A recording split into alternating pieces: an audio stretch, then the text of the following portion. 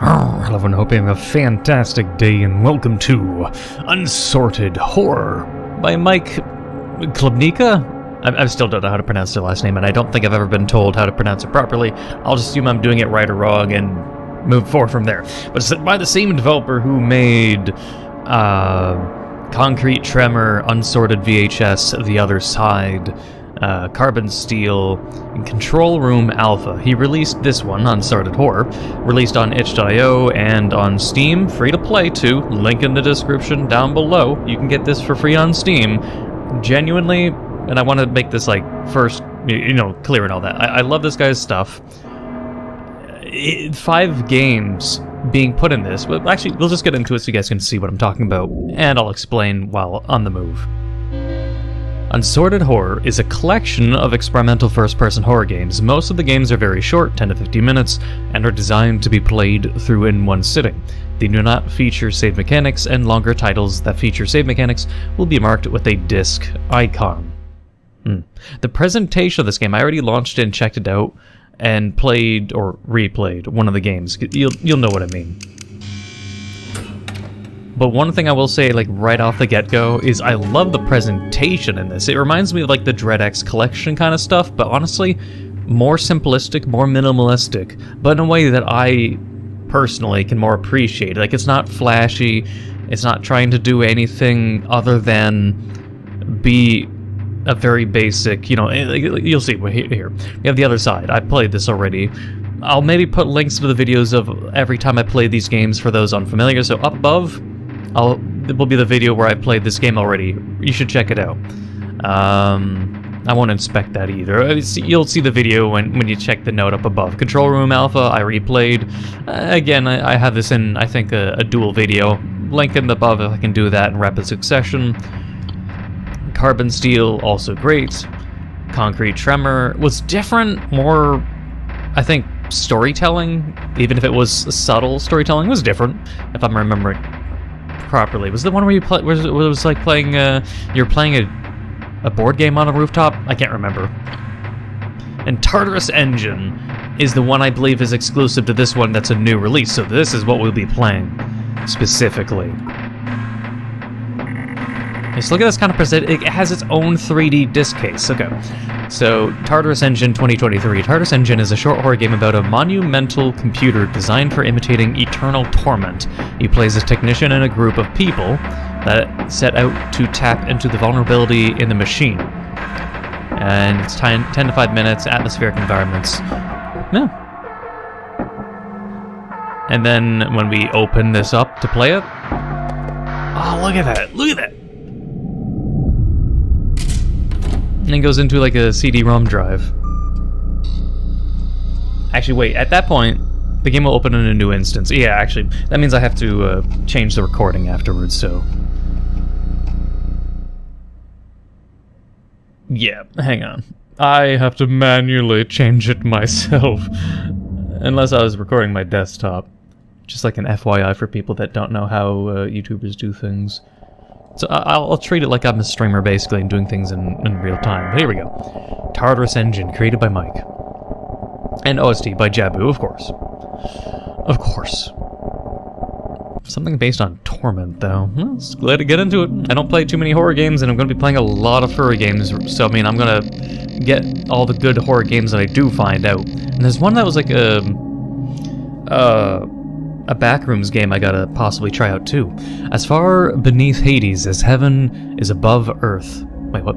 As far beneath Hades as heaven is above earth. Okay, I misread that at first. Construction began on the foundation of a great computer. Decades later, the first reality of an eternal torment was imitated by the machine. The year is 2009 and the Tartarus Engine was created. Time passed. To prevent workers from exploiting the machine for their personal gain, multiple protective measures were set in place. 4 technicians devise a plan and execute it into the night. There's no such thing as absolute security. Alright.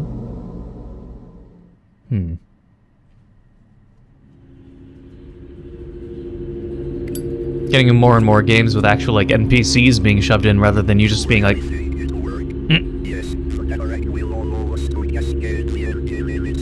After multiple errors, 1 second on Earth will translate to years in our simulation. And we can leave whenever we want to, right?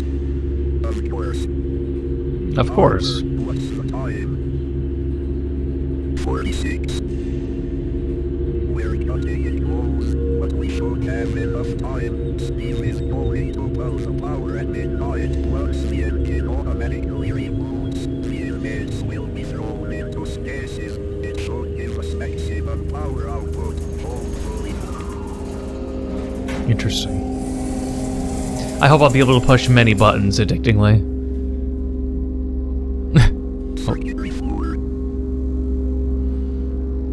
Left click. I'll just just check my watch again. Just like,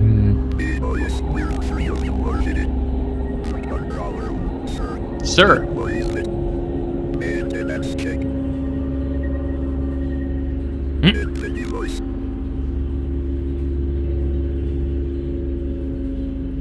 It's a hard drive. It's a I don't like this atmosphere.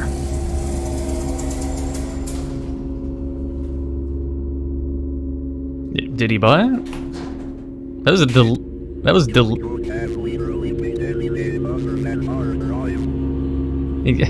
using the faith voice thing too is kind of funny. But yeah, I mean, it took a long time to respond.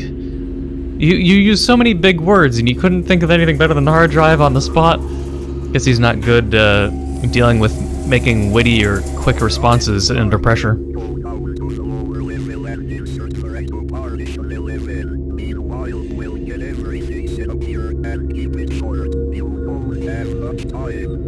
I wonder if there's multiple endings in this as well. I'm looking for variables just in case, since I don't know, but okay, we got a partition 11. I always do love the nitty-gritty, you know? Like, I'm not an ass-kisser to any indie developer, and you can ask a lot of indie developers. I can be nice to some, and I can be mean to others, but I genuinely always mean it when I say I really love the grittiness and the interactability with these games. Like, I say it being as genuinely as humanly possible, and I'm going to be considering that a rarity amongst humans, because a lot of times humans have ulterior motives. Like, I don't know, this is probably a rant that it doesn't need to be here, but just like the amount of ass-kissers in every industry, my god. So when I compliment a person, it's as real as you can get, because I otherwise wouldn't say it. But I love the nitty-gritty. It reminds me of like what Penumbra basically used to look like. If you replay Penumbra now, you might know what I mean. Because Amnesia sort of had it, but there's that nitty-grittiness that comes from just... Not that it's like, you know, low poly or anything, which it is, but it's just the nitty-gritty I do like. I don't like... It doesn't have to be overly realistic to be believable. It doesn't need to be PS5 visuals, but I can always appreciate just like environmental details that are just like the sort of the rugged, the dirty, but also not too, you know, not too flawed, not too cartoony. I like that level of grittiness. So, but game-wise, we can't touch any buttons. I'm going to presume these guys are linked up to then the machine. So they're all basically being tormented? I'll just presume that's basically the case. These people are in jumpsuits, orange, so they're prisoners, or just like all the other games by Mike. I'm assuming they're all part of the same universe. But... Actually, anything hidden in here? No. But everyone's basically a slave to whoever the authorities are in this universe. Or so it seems. TARDIS engine. Floor spitter. We can't go this way, but... Partition input maintenance... Inmate distribution passage. Okay, so they're inmates. Inmate housing. So wait, inmate housing? Those are literally inmates, then. Are the inmates being just tortured just for the sake of it. I mean, maybe it's just like, hey, if they're serial killers and this is the way we treat them in the future, they're just, they don't even need to like eat and sleep and do manual labor. They're just perpetually mentally tortured forever. Urgh.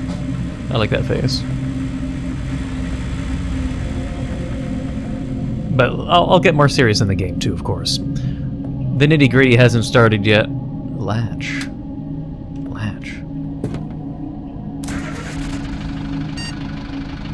Destination 11. Interesting.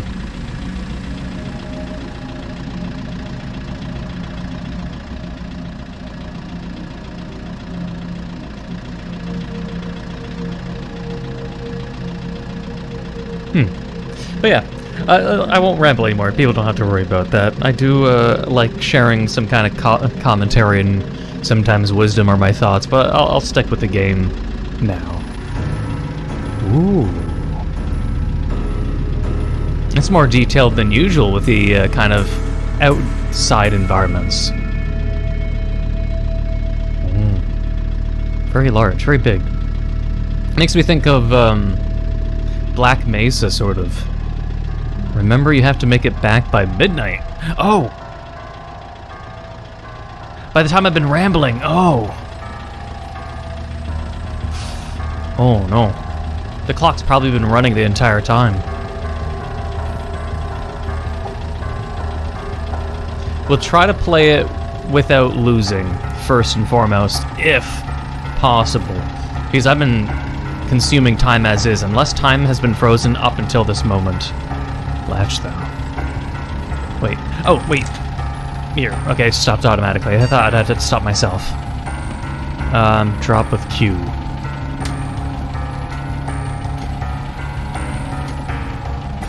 Wait. Oh, wait.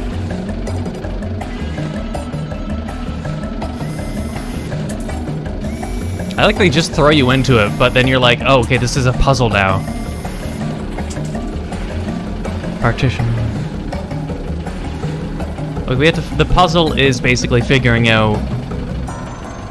No, we have to open it. Okay. Pry it.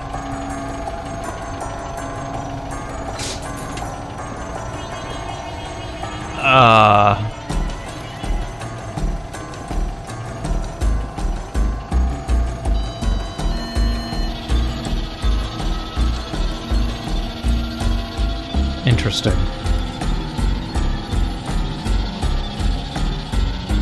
It's just... I feel like... Wait, what?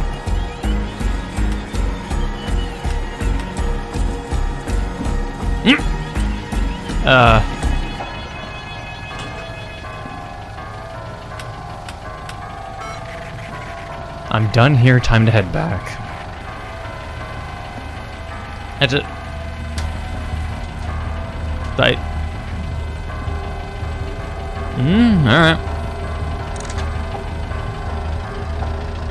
That was all I needed to do. Alright. That wasn't too big of a puzzle at all. Hopefully there'll be more to the game then. Has to be some kind of consequence. I'm assuming things are just going to end horribly. Every time there's, like, any person trying to rebel against whatever the authority is. I don't know if it's an actual prison system. The most anecdotal theory I have is just, like, that it's like Half-Life 2. Most of the human race is, like, enslaved, and you'll have, like, City 17. Well, you have humans that work for whoever enslaved Earth, but a lot of it's just, like, people being crammed in rusted bucket prisons and forced to do labor.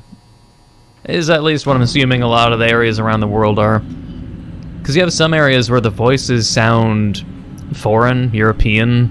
Maybe that's just the voice actor they chose. In other cases, it's just like they're all similar looking, very prison-esque, and you're just forced to do tasks that usually would get you killed, like SCP kind of stuff. It just feels like most of the world is kind of fallen to despair and overruled by some kind of, I don't know, foreign or alien dictatorship. Who knows? I'll just, a game theory. Harper, we are about to calibrate the device in a moment. There isn't much time left. Strap yourself in. Strap myself in, you say? We've been working hard in this rusty environment. Strap myself in. This. Oh, jeez. Wait, am I? I've almost got everything set up. Which preset are you running? The one where you peel potatoes? Splendid. Don't worry, it's just for a moment. Wait. I'll pull you out as soon as I get nominal ready. Wait, we're gonna be peeling potatoes? Is that what like the prisoners or the inmates are doing? Wait, how's those spikes work?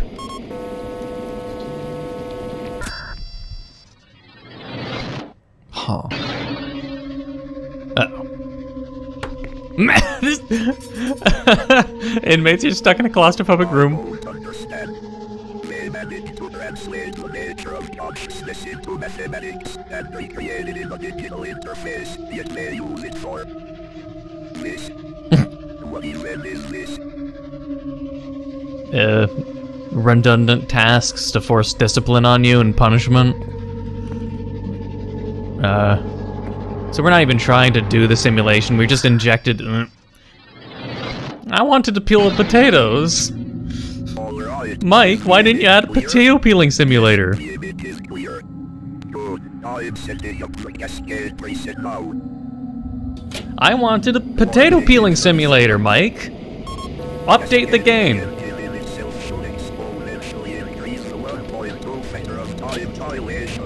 This is a... Consciousness will be stored in thousands of empty void branches until we reach the final layer. There, we will have all the time in the world to craft our perfect presets. This is not gonna end well. Why did it take you to write the code? I did not write it, I found it. Okay, that's a red flag. Who gave it to you for you to find it? This is a trap! Did it work? Shit, it said, right where each for the keyboard. Why, I can't move. Yeah. I forgot to disable the automatic. Oh no. It's spelling us out. It's spelling us out layer by layer. What the hell did you... We're gonna be doing this... Oh no. How many layers deep are we? They said they already told us that like time in it is years. We're gonna be old men by this time this is done. And knowing probably, oh no, knowing the is probably like a deliberate trap to fuck us over. It's like we don't need to be rescued or, you know, they don't even need to find these people. They just like, we solved the issue by giving them a bogus thing, and it's gonna fuck them up forever. I mean, they're not gonna escape. They're not gonna do what they want. They're just gonna be stuck in limbo forever. It's just like, yeah, press this spaced exit, and then goes right back to this. The game will open a new instance, and then when the game finishes, as you can see with the hub interface, the disk gets ejected and put back into, as you should put, you know, the game disc back where it belongs, not in a different one. You don't put, you don't put Call of Duty in MLB, okay? Anyone that does that, slap yourselves across the face. Do not put a game in a different game disc, please. But either way, Tartarus Engine. It's a very short game, but it was interesting. I don't have problems. Actually, wait, I did have problems. 2 problems. One, the first problem, there's not enough buttons. I love pushing buttons in these games. The interactability, there wasn't enough. Like, storytelling and lore and ambience, of course, were great. But all we got to do was use a screwdriver, unscrew 4 bolts, or power drill, unscrew bolts, and, you know, use the crowbar, use the hacking device, slide the thing in, and, you know, 4-step thing almost. And I wanted to peel the potatoes. Make it so you have to peel like 3 potatoes before being sent back. I want a potato peeling simulator. And if you want even a bonus, if what I'm saying is even going to be considered unironically, please make it so you can peel the potatoes And while peeling the potatoes, if you do it wrong, you can cut yourself. When you cut yourself, you have to... you just can cut yourself repeatedly. I don't know, that's just optional, but I still want a potato peeling simulator. And based on how much Mike makes games with interactability, I'm quite shocked he didn't make interactable potato peeling simulator. I'm a little upset, but it's mostly obviously exaggeration. But either way, the rest of the games on here are probably, you know, they're fun. The game is still free on Steam, with all these games that, you know, on itch.io they were free to begin with. But all these games combined still is like an hour to an hour and a half of content. I already told the developer themselves, like, I think this kind of bundle would be worth something like you could charge. Like, honestly, if I'm going to be more conservative with my estimates, personally, and I can be wrong, you don't have to agree with me, but it'd be like $5 would be extremely good price for this. $10 would be a sweet spot, but I would say you could probably even have $15 and get away with it, because the amount of, you know, like, intrigue and the indie horror scene. When you have indie developers that make indie horror, my prospect is I'd rather them not be the type that either bubble themselves in secluded communities, but rather be ones that always expand, always grow, and don't do anything that can, like, sort of screw with the community, but just make great games. They get boosted. It's just like the reciprocal relationship between content creator and indie horror developer. I'd just rather they get the support when I think they deserve the support. And I'd say Mike definitely does, because he can make all these games, they're all consistent, and he's still clearly showing signs of growth, and I love seeing or thinking about the potential that some indie horror developers do have. But either way, I hope you enjoyed this short little indie horror game, and if you did, please leave a like, comment, hit that subscribe button, become a subscriber, hit the bell notification down below for updates on my videos. Thank you for watching, and until next time.